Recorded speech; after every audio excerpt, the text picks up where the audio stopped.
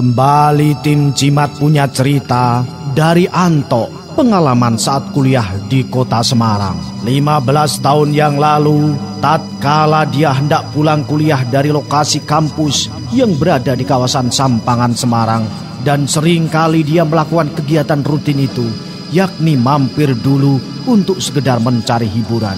Waktu itu, waktunya memang sudah malam. Kebetulan ada kuliah umum sehingga rada lama selesainya. Kebetulan malam itu film di bioskop di kawasan Metro cukup mengundang filmnya. Akhirnya lepas kuliah yang satu ke perkuliahan lainnya, maksudnya nonton bioskop. Pertunjukan dimulai jam 10 malam dan film yang diputar cukup menegangkan. Sekitar 100 menit jantung ini dibuat ngap-ngapan menikmati adegan film.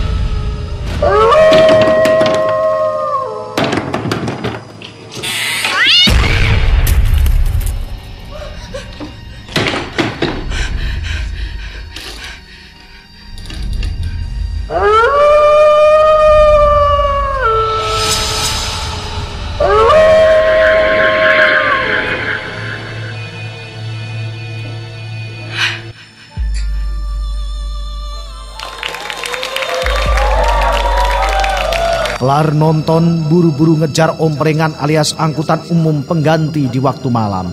Saat itu, aku menunggu omprengan di depan perempatan Peterangan yang cukup lengang karena sudah hampir jam 12 malam. Cuma beberapa orang yang berseliweran, tampak juga mobil-mobil yang biasa lalu lalang cukup padat. Malam itu hanya ada beberapa saja yang melintas. Pikiran sudah melayang entah kemana bersamaan asap rokok yang mengepul dari mulut. Beberapa menit berselang, ada suara halus menegurku dari belakang. Cukup mengagetkan memang. Tapi di satu sisi, seperti percaya nggak percaya, ternyata dia wanita muda, putih dan cantik. Tidak lama kemudian, kami menuju angkutan tujuan ke Tanjung Mas. Aneh, tiba-tiba saja kendaraan itu melaju meskipun tidak ada penumpang lain. Tapi aku nggak peduli, yang ada hanya kebanggaan yang luar biasa. Ternyata orang seperti aku bisa juga berkenalan dengan wanita cantik seperti dia. Anehnya, hanya dalam hitungan menit kami sampai di pintu pelabuhan Tanjung Mas.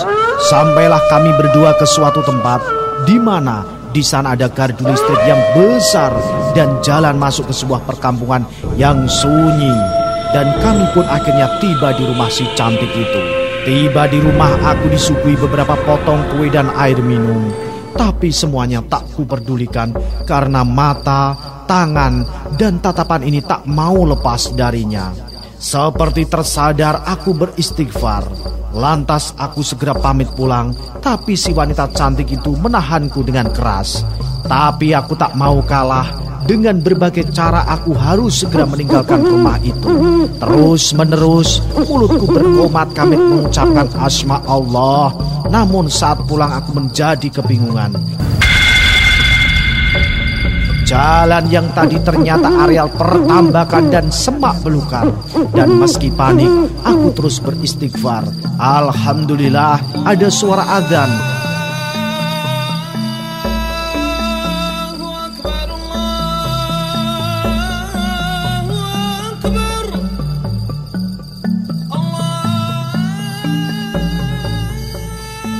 Dan tidak lama kemudian aku melihat lampu jalanan di seberang yang menandakan menuju jalan pulang. Dan alhamdulillah berkat suara azan itu aku selamat dari sergapan hantu wanita tersebut.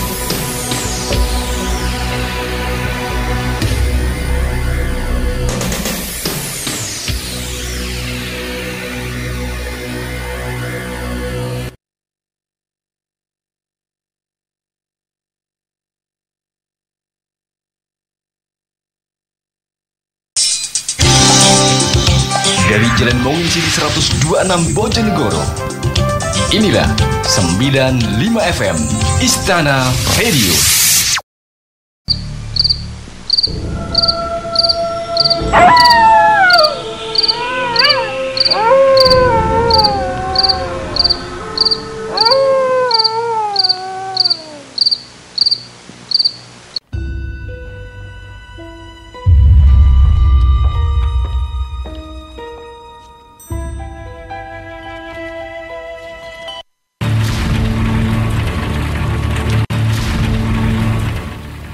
Cerita ini berawal sekitar tahun 1998 di kota Jepara. Sewaktu Rudi bekerja di sebuah PTS di kota Kudus. Dia sebagai staf kantor. Kebetulan karena belum mendapatkan tempat kos, Rudi disarankan atasannya tinggal di kantor. Ada 2 kamar yang bisa dipakai. Selain kamar yang ditempatinya bersama teman sekerja, Kasno, kamar satunya dipakai Bu Isa, tukang bersih-bersih kantor. Hari pertama tidur di mes, tahu-tahu Rudi sudah mengalami kejadian aneh. Waktu tengah malam,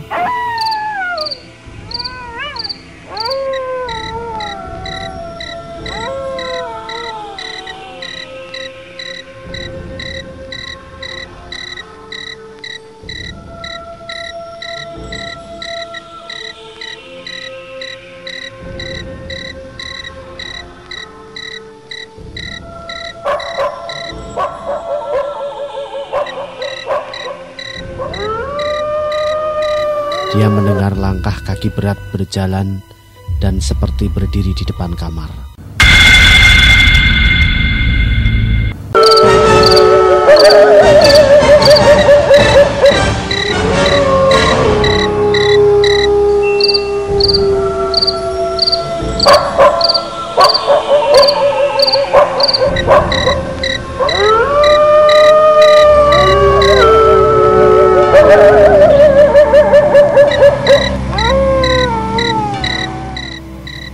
Disusul suara seperti orang berdaham, membuat malam itu terasa geram.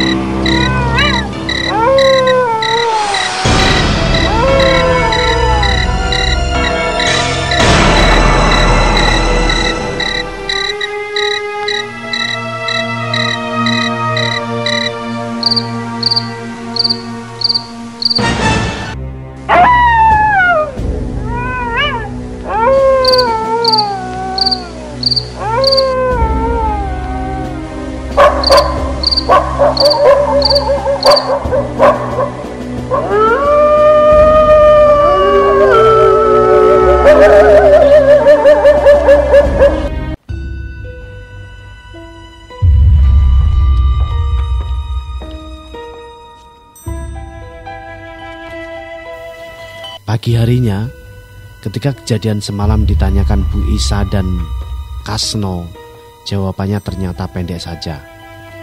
Oh, Pak D-nya datang. Hari berikutnya terus terjadi keanehan yang sama. Ditanyakan Kasno setengah mendesak, dengan enteng dijawab yang disebut Pak D itu adalah genderuwo.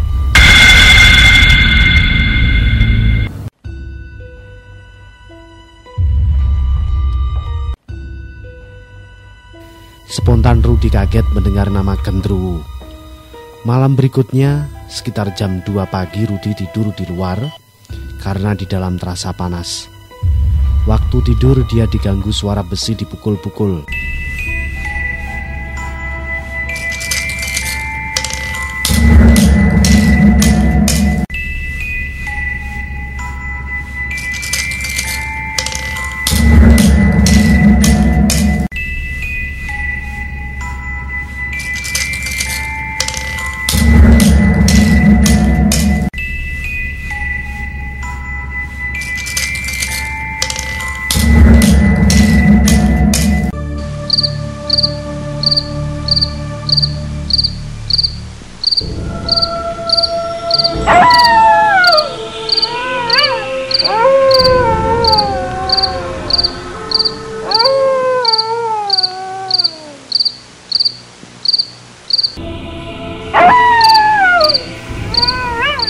Membuatnya terbangun untuk mencari asal suara tersebut.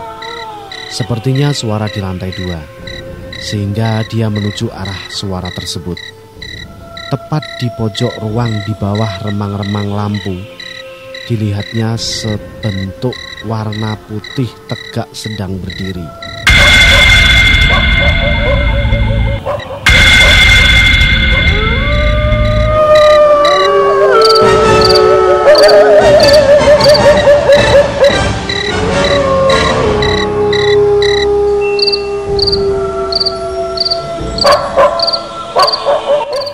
Penasaran dengan apa yang dilihatnya, sosok itu didekati.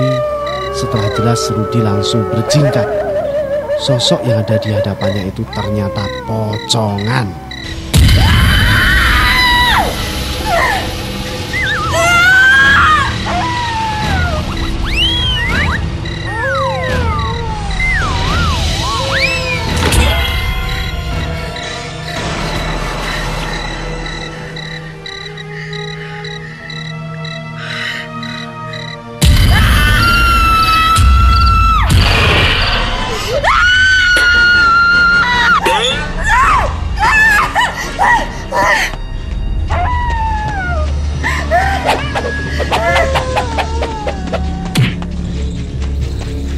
Terlihat jelas sosok itu menatap ke arahnya. Spontan Rudi lari terbirit-birit masuk kamar.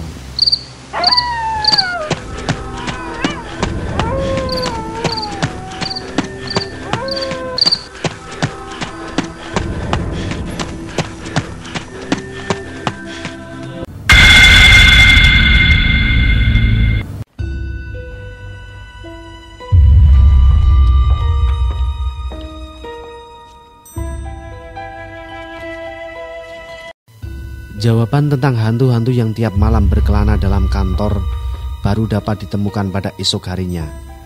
Saat jalan di belakang gedung sekolah, dia melihat di tengah lapangan yang dipaving ada cekungan yang berderet-deret sejajar. Dia lalu bertanya pada Bu Isa. Barulah ditemukan jawaban jelas jika gedung sekolah yang dihuni sebelumnya adalah bekas tanah pemakaman.